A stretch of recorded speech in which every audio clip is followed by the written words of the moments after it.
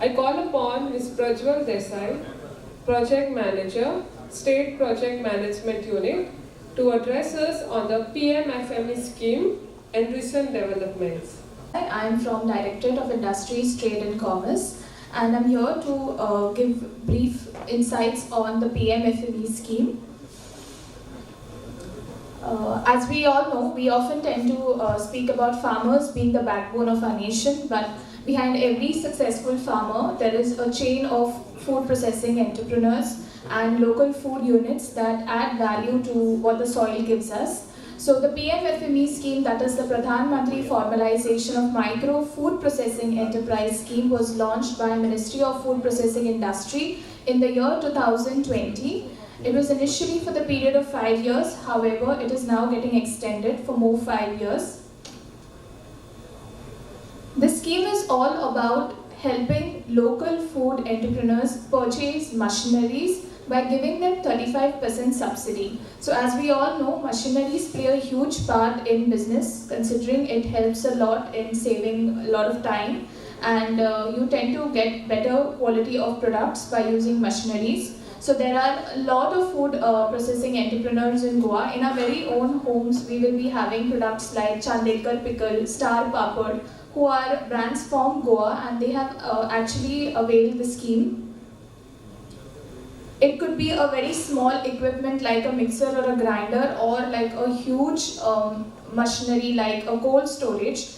Entrepreneur, if he or she wants to purchase machineries, can might as well take the scheme and purchase them and get the benefits of the 35% subsidy. So the main components are as follows. ODOP, something that plays a very important role with respect to the topic of this conclave.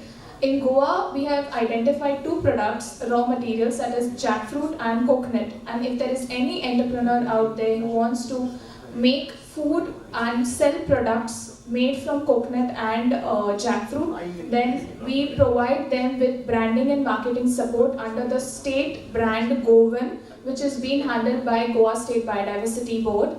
Apart from that, we provide support for capacity building. Free training is provided for food entrepreneurs all over Goa who have some query related to how to actually run a business, and one-to-one training is being given to these entrepreneurs based on what query they have.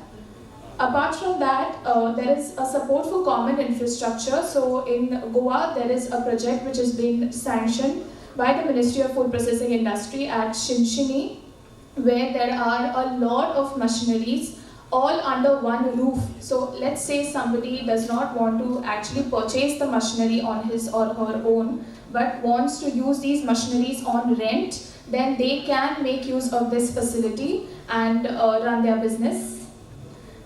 Additionally, there is seed capital for self-help group members, something that I'll be speaking in some time.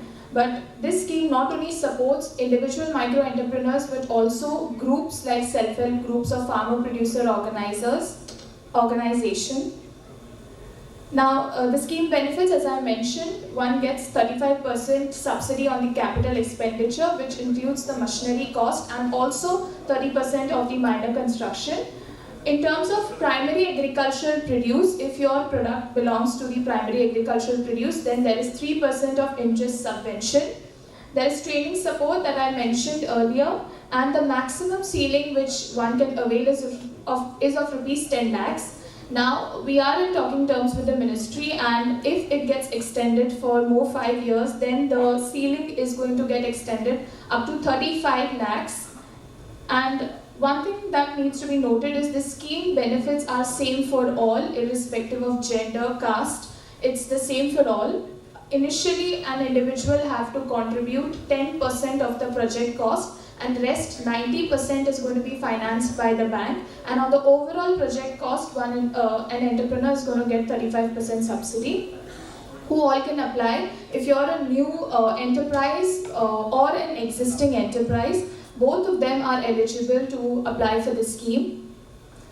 Basic eligibility criteria: you have your existing unit turnover should be less than 5 crores, you should be 18 years and above, a resident of Goa, your address as well as your unit address as well as your residential address both need to be in Goa. We have few cases wherein they stay in Goa, but their unit is on the border, so it falls on the side of Maharashtra. Such cases are not applicable. Both these addresses need to be in Goa. Your Aadhaar card and PAN card should be linked, and from each family, one member gets the benefits of the scheme. The overall process is very simple. We have a team that sits at Directorate of Industries, Trade and Commerce.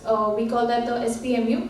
And there we have coordinators who will do all the documentation. We have beneficiaries who have not even come to the office as of now. They have availed all the benefits sitting at home, because we have people who work on the field who go to their place and collect all the documents. All the documentation like the DPR, quotations from the vendors, everything has been handled by the coordinators in the office. When I mentioned about seed capital, there are a lot of women entrepreneurs out there who don't really want to start with something huge, but they want to take that leap of hope with something small. So if they want to purchase some smaller machineries, we provide them with 40,000 seed capital, but they have to be registered under SRLM or SULM. And in a group of self-help group, if there are 10 ladies involved, then that entire group can get 4 lakh rupees as the seed capital amount.